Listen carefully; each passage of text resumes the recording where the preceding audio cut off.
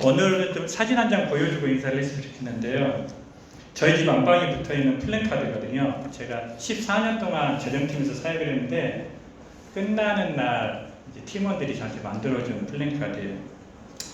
함께했던 시간 행복했습니다. 앞으로 걸어가시는 모든 길도 봄처럼 따뜻한 길 되시길 바랍니다. 그래서 이게 되게 마음에 들어서요.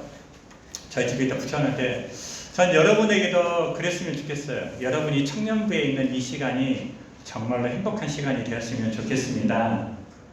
아멘을 해야 돼요. 봄이 왔잖아요. 봄을 즐기지 못하는 분들이 많은데 하지만 여러분 이 젊음은 인생의 봄입니다. 믿으십니까? 그래서 옆 사람한테 이렇게 인사했으면 좋겠습니다. 봄처럼 따뜻한 시간 되세요. 봄처럼 따뜻한 시간 되세요. 예, 한 번 더. 봄처럼 행복한 시간 되세요.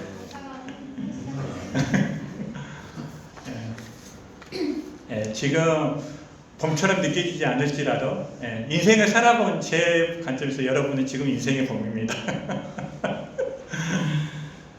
제가 이제 설교 시간에 가끔씩 성경 전체에 대한 여러분이 성경을 개인적으로 읽을 때 팁이 될 만한 것들을 이렇게 말씀을 드리는데요. 오늘도 서론처럼 그 얘기를 좀 잠깐 하고 시작했으면 좋겠습니다. 성경은 구약과 신약으로 이렇게 나눠져 있잖아요. 그리고 성경 전체의 주제를 얘기하라면 예수 그리스도라고 얘기할 수 있어요. 그러니까 구약은 오실 예수님, 신약은 오신 예수님. 그래서 신구약의 주제는 예수님이라고 볼 수 있는데, 그럼 예수님이 오셔서 구체적으로 하려고 했던 것이 뭐냐? 한마디로 얘기하면 하나님 나라를 완성시키는 거였어요. 그래서 구약과 신약에 이렇게 구약과 신약을 꿰뚫는 하나의 주제를 찾을 수 있다면 하나님 나라라고 볼 수가 있어요. 그래서 구약에서는 누구를 통해서 하나님 나라를 보여주시냐면 이스라엘 백성을 선택해서 하나님의 백성이 어떻게 살아야 되는지를 우리에게 보여준다면 신약에서는 예수님을 믿는 교회를 통해서 하나님의 나라, 하나님의 백성이 어떻게 살아야 될지를 보여줍니다. 그런데 구약에서 하나님의 백성이 되기 위해서는 그들이 반드시 치러야 될 의식이 있었는데 그게 뭐냐면 할례였거든요. 할례는 내가 하나님의 백성임을 증명하는 표식이었어요. 그리고 신약에서는 그것이 세례가 되었습니다. 이 신구약을 관통하는 하나님 나라에 대해서 제가 이렇게 공부를 하면서요. 그런 질문들을 해봤어요. 왜 하나님은 우리를 만드실 때, 그러니까 우리를 부르실 때 완전한 자로 부르시지 않고 부족한 우리로 부르셨을까? 예를 들어서 왜 하나님은 아담을 창조하실 때 완전하게 창조하시지 않고 불완전하게 창조해서 죄를 지을 수밖에 허용하셨을까? 하나님의 뜻은 뭐냐면요. 우리가 이 세상을 살아가면서 하나님과의 관계를 통해 하나님을 닮아가고 성장하기를 원하셨습니다.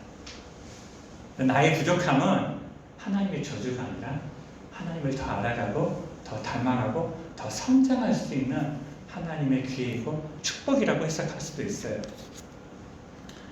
자, 그러면 구약에 나오는 할례가 무엇인지 사전적인 의미를 한번 보겠습니다. 할례는 뭐냐?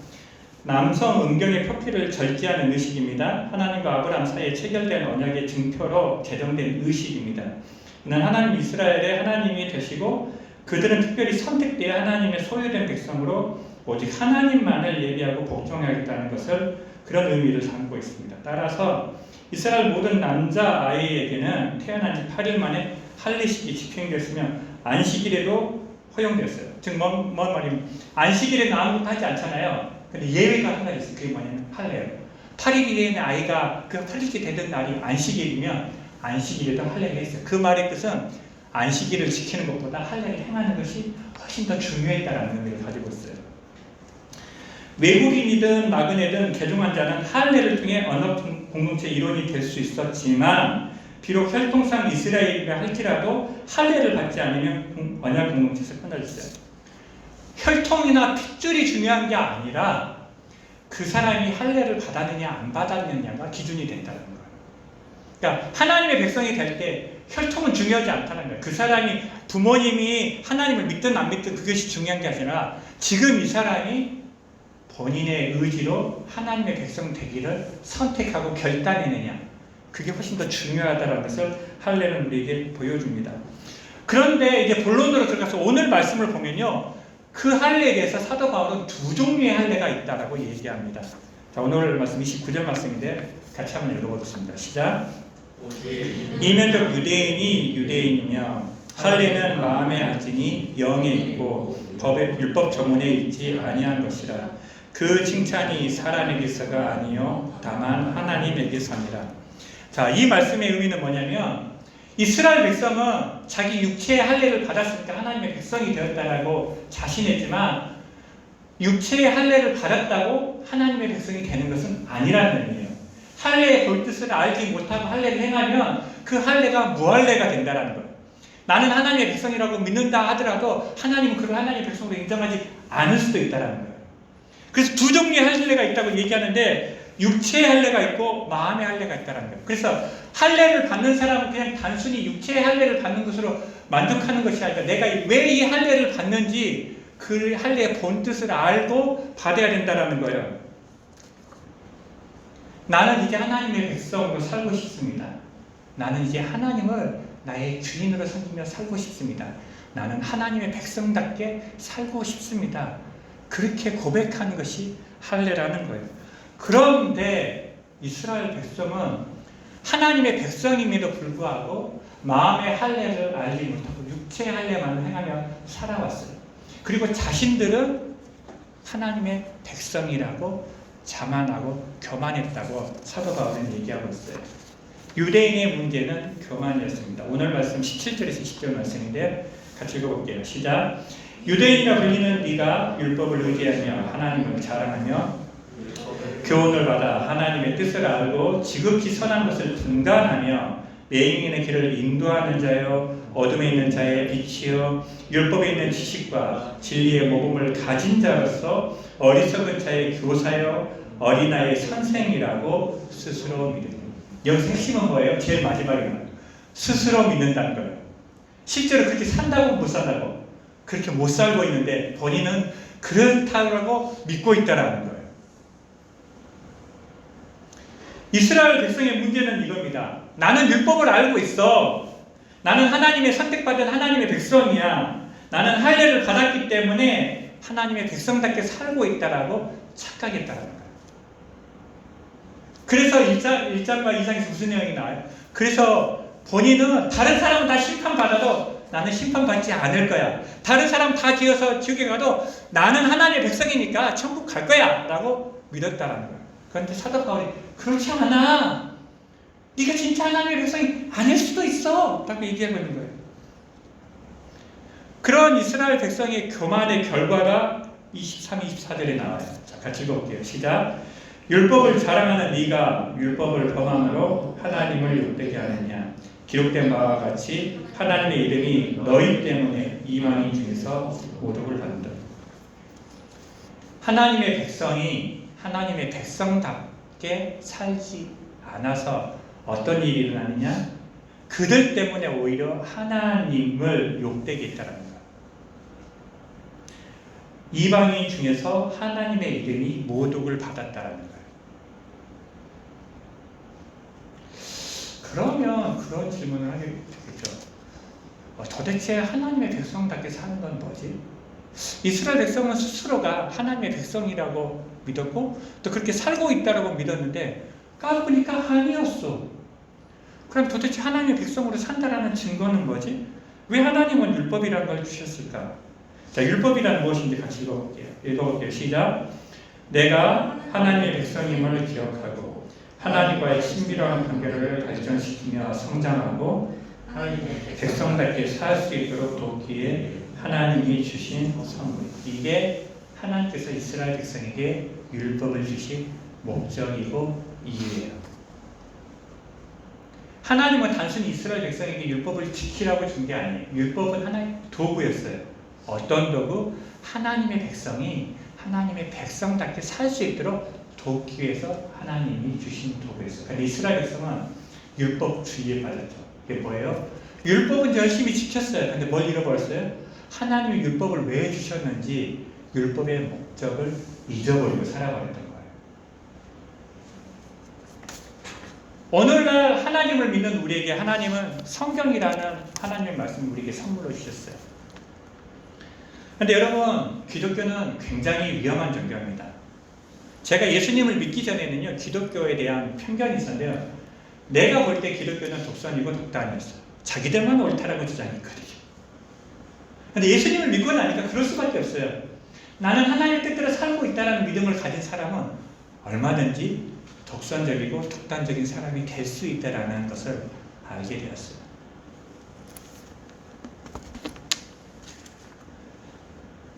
하나님의 목적을 잃어버리고 표면적인 신앙생활을 살게 될 때 자기도 모르게 하나님의 백성이 아니라 율법적인 사람으로 살아갈 수가 있습니다.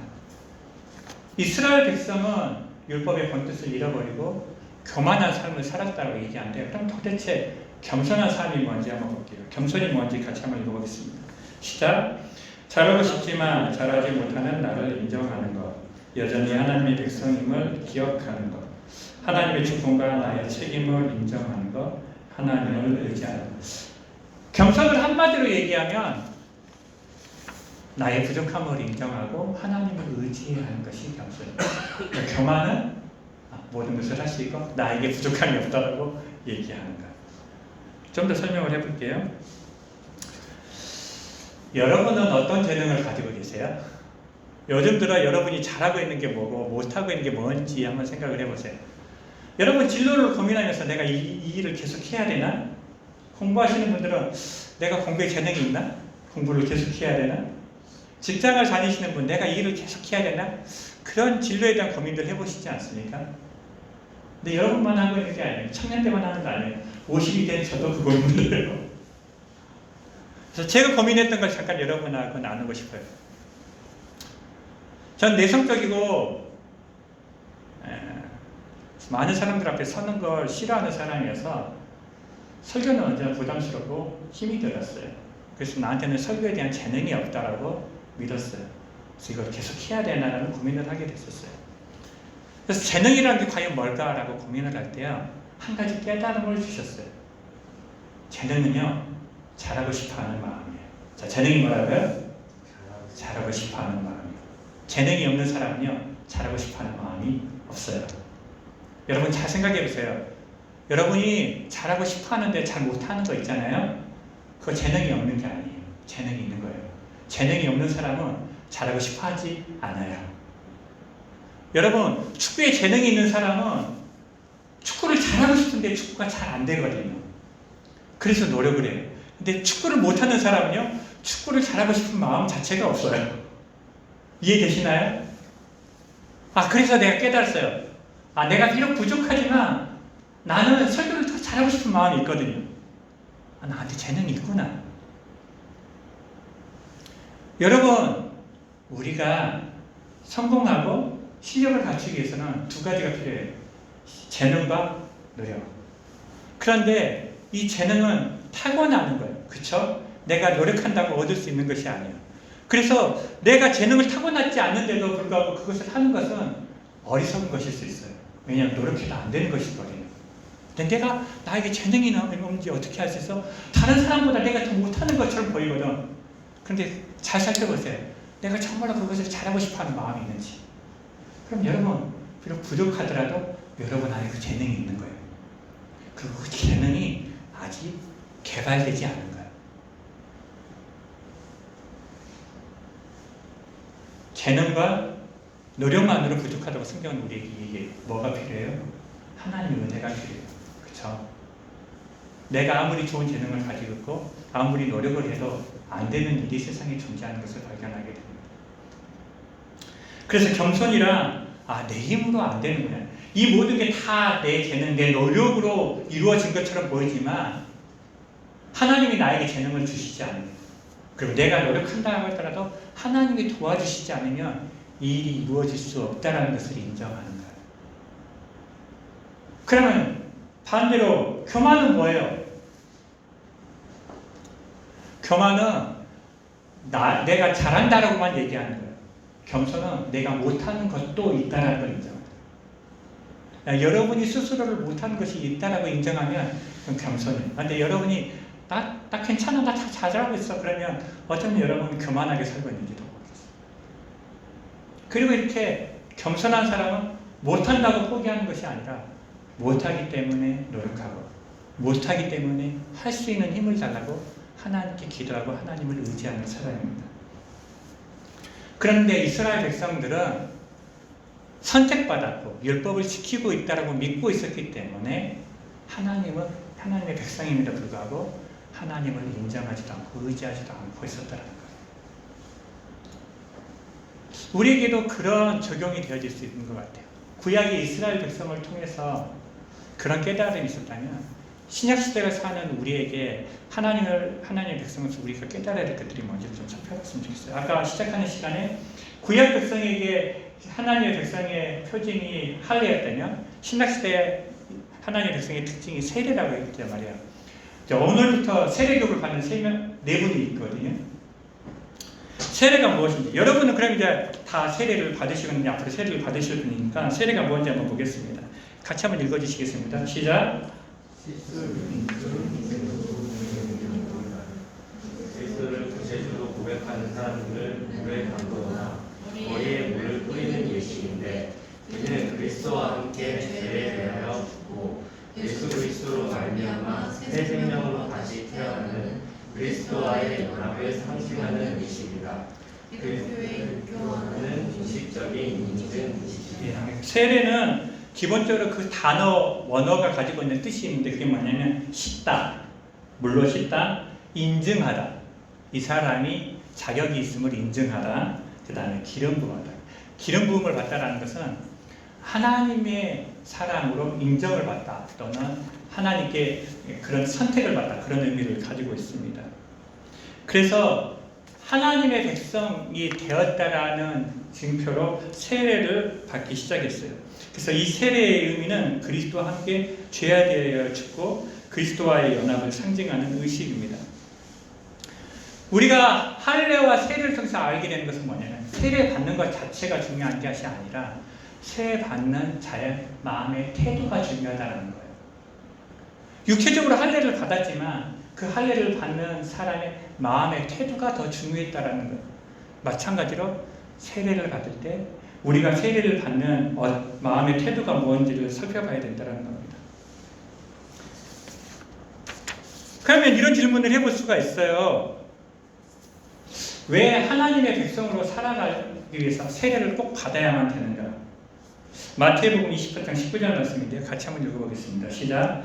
그러므로 너희는 가서 모든 민족을 제자로 삼아 아버지와 아들과 성령의 이름으로 세례를 베풀고. 예수님이 승천하시기 전에 마지막으로 제자들에게 하신 명령이 흔히 지상명령이라고 하는데 지상명령은 뭐냐?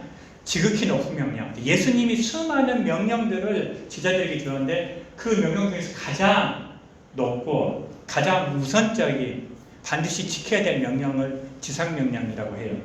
그런데 그 명령 가운데 뭐가 포함되냐면 너희는 가서 세례를 베풀어. 예수님을 믿는 사람이면 그 사람이 누구든지 간에 세례를 받게 해라. 그러니까 세례를 받거나 세례를 주는 것이 하나님의 뜻이고 예수님의 명령이기 때문이라는 거예요.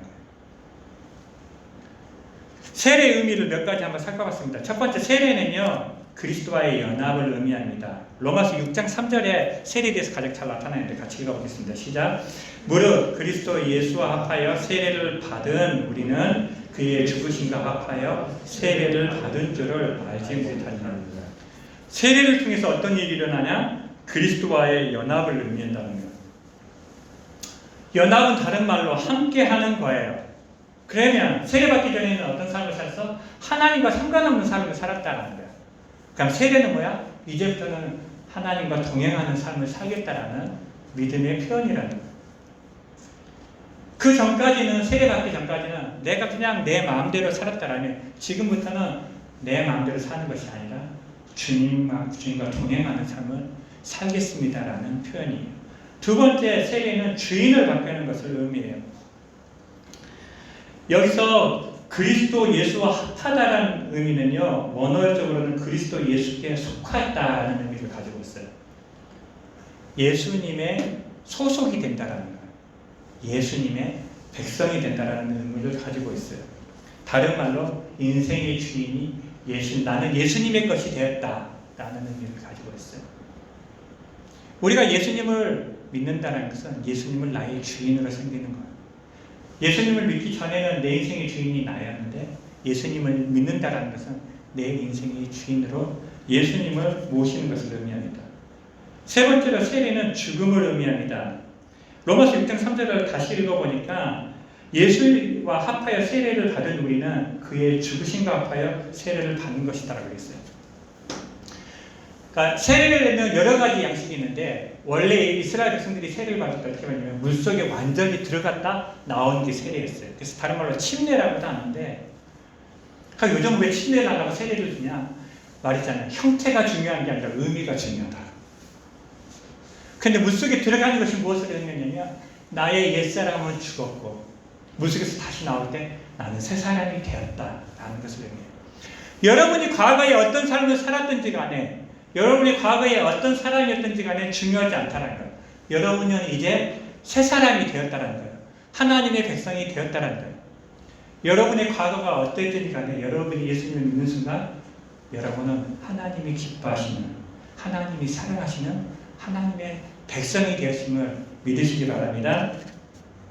자, 마지막으로 세례의 의미입니다. 세례는 결혼식입니다. 에베소서 5장 31, 32절 같이 읽을게요. 시작. 그러므로 사람이 그의 아내와 합하여 그 둘이 한 육체가 될 테니 이 비밀이 크도다. 나는 그리스도와 교회에 대하여 말하노라. 남편과 아내에 대해서 사도 바울이 얘기하면서 남편과 아내의 관계가 마치 그리스도와 교회와의 관계와 비슷하다라고 얘기해요. 즉 예수님을 믿는 사람은 모두 다 예수님의 신부고 우리의 신랑은 예수님이다라고 얘기하는 거예요. 그리고 세례는 마치 결혼식과 같다라고 얘기하는 거예요. 어제 이제 강수영 자매 결혼식에 참석을 했었는데 혹시 여러분 그런 질문 해보지 않습니까? 왜 사람들은 굳이 비싼 돈 들여가면서 결혼식을 할까요? 그냥 사랑하면 둘이서 알콩달콩 살면 되는 거 아닌가? 그냥 한 걸음 더 나가서 왜 사람들은 사랑은 하고 싶어 하는데 결혼은 하고 싶어 하지 않을까? 사랑과 결혼의 차이가 뭘까요? 책임과 의무에 있습니다.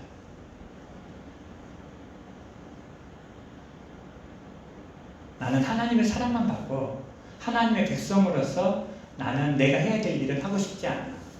대가를 지불하고 싶지는 않아. 그런 마음이 있는 거예요. 내 세례는 뭐냐? 하나님이 나의 하나님 되어주시기에 내가 어떤 대가를 지불하더라도 내가 힘들 때나 또는 즐거울 때나 그 어느 때든 상관없이 내 인생의 어떤 상황 속에서도 나는 예수님이 나의 주인인 것을 부인하지 않고 그분을 주인으로 섬기며 살겠습니다라는 믿음의 결단을 보여주는 거예요. 결혼식도 마치 그와 같아요. 내가 사랑하기 때문에 결혼을 하면 좋은 일만 일어날까요? 그렇지 않거든요. 힘들고 어려운 일들이 일어나고 건강할 때도 있지만 아플 때도 있거든요.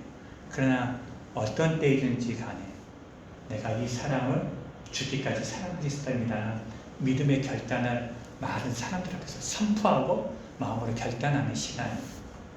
세례는 마치 그와 같은 시간입니다. 하나님께 나의 사랑을 고백하고 많은 사람한테 그걸 고백하고 나의 결단을 확증하고 선포하는 시간. 우리 모두는 그런 세례를 받았고 그리고 앞으로 그런 세례를 받을 거예요. 그런데 그 의미를 오늘 좀 다시금 기억했으면 좋겠어요.